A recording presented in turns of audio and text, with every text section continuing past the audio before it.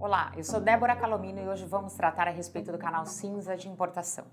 Divulgamos e analisamos ao longo da nossa jornada até aqui os documentos essenciais para dar início ao processo de obtenção do radar, bem como os documentos obrigatórios para o desembaraço de importação.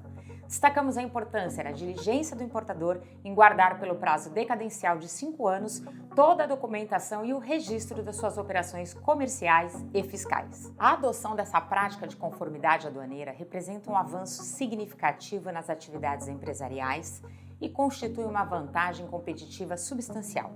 Ainda hoje, muitos importadores negligenciam requisitos legais, o que resulta no atraso na execução de seus contratos, elevando os custos operacionais e reduzindo consideravelmente os seus lucros. É por isso que gostaríamos de destacar 5 passos importantes para agilizar o processo de desembaraço aduaneiro. Emita a documentação dentro do prazo e conforme as exigências brasileiras. Planeje a logística para receber as suas mercadorias. Garanta que a sua empresa está devidamente habilitada no radar com DTE ativo. Verifique a necessidade de licenças de importação para a sua mercadoria. Conte com uma equipe composta de despachantes, contadores e advogados que juntos trabalharão para otimizar toda a sua operação. Antes de adentrarmos ao detalhe do processo administrativo aduaneiro e todas as suas etapas, gostaríamos de especificar sobre a IN 1986 de 2020, que é a mais temida pelos importadores e exportadores.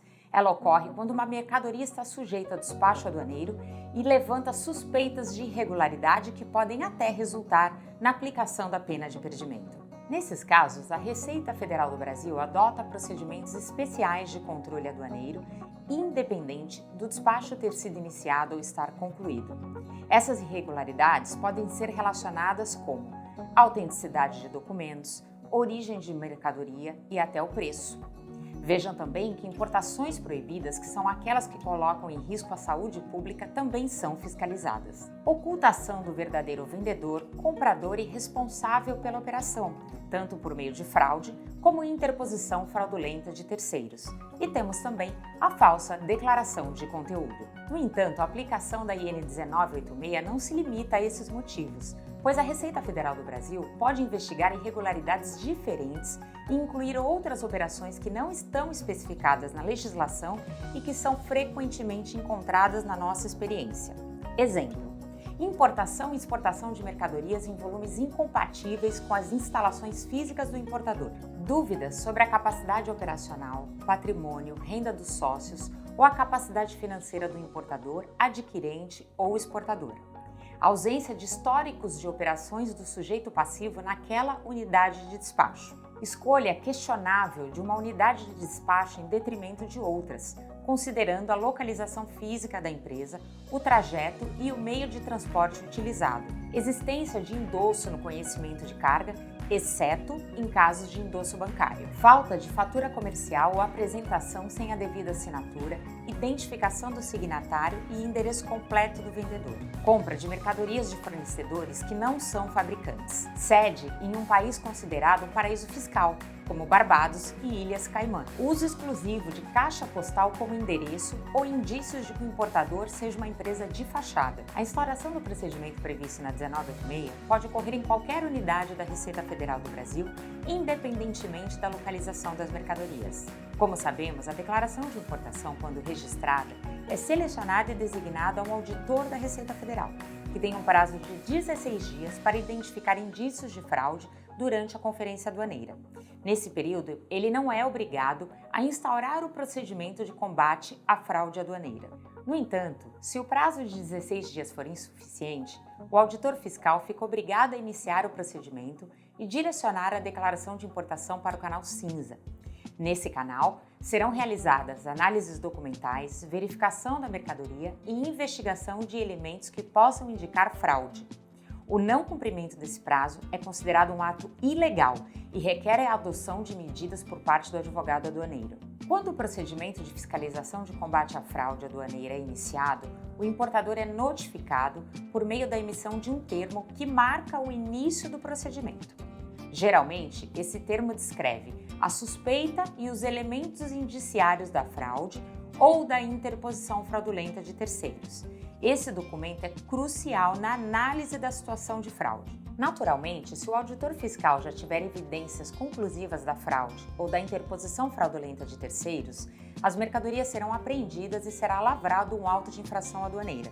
No entanto, em 99% dos casos, o auditor retém as mercadorias e realiza uma série de questionamentos ao importador, o que pode levar até 60 dias para sua conclusão, com possibilidade de prorrogação por igual período. É importante destacar que, se esses prazos forem ultrapassados, as mercadorias retidas devem ser liberadas imediatamente, desde que não haja um outro obstáculo no desembaraço, como, por exemplo, a falta de uma licença de importação.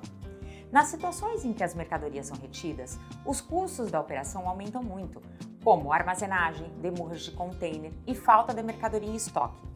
Para lidar com isso, é essencial solicitar a entrega antecipada e garantir a liberação por meio de um depósito garantia.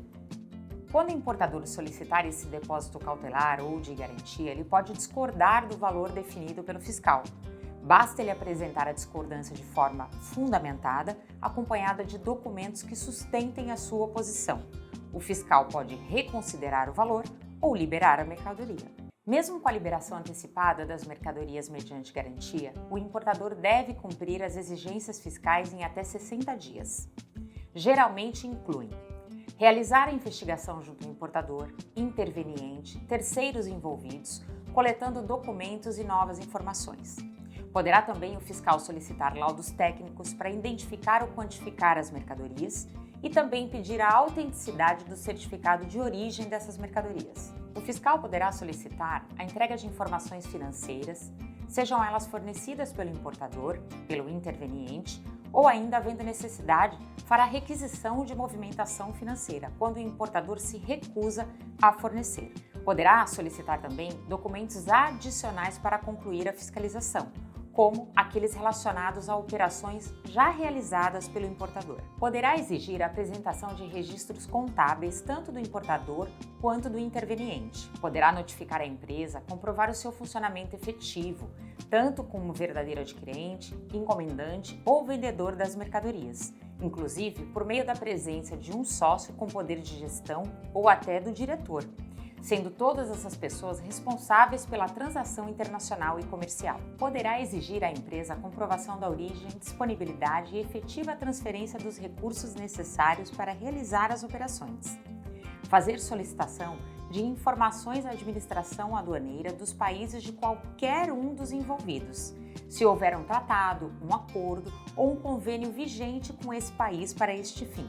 O cumprimento dessas exigências deve ser documentado no dossiê, com a inclusão dos documentos relevantes. No final, se forem encontradas irregularidades, um auto de infração será lavrado com proposta de aplicação de perdimento das mercadorias envolvidas. É importante ressaltar que a IN 1986 não implica apenas na pena de perdimento das mercadorias como muitos pensam. Também pode resultar em débitos fiscais, multas, sanções administrativas e levar inclusive à inativação do CNPJ do importador e a ações penais, como representação em outros órgãos da administração pública. Embora muitos vejam a IN 1986 como um avanço em alguns aspectos, ela também dá margem a interpretações subjetivas por parte dos fiscais, o que pode prejudicar muitos importadores. Portanto, é fundamental agir rapidamente e tomar todas as medidas, como remoção da carga a uma zona secundária, desova do container para devolução ao transportador e negociar os custos de armazenagem para que a carga não permaneça muito tempo no terminal. A análise de riscos em tempo real pelo importador e pelo advogado aduaneiro pode evitar prejuízos maiores. O nosso objetivo é orientá-lo na minimização dos danos econômicos. Em resumo, o Canal Cinza tem como objetivo estabelecer controles adequados sobre os verdadeiros adquirentes das mercadorias importadas, a fim de permitir a fiscalização, identificar a origem lícita dos recursos empregados, o aspecto tributário no pagamento dos tributos, o respeito à livre concorrência e o fortalecimento da economia nacional. Gostou desse conteúdo? Compartilhe com quem também se interessa pelo assunto.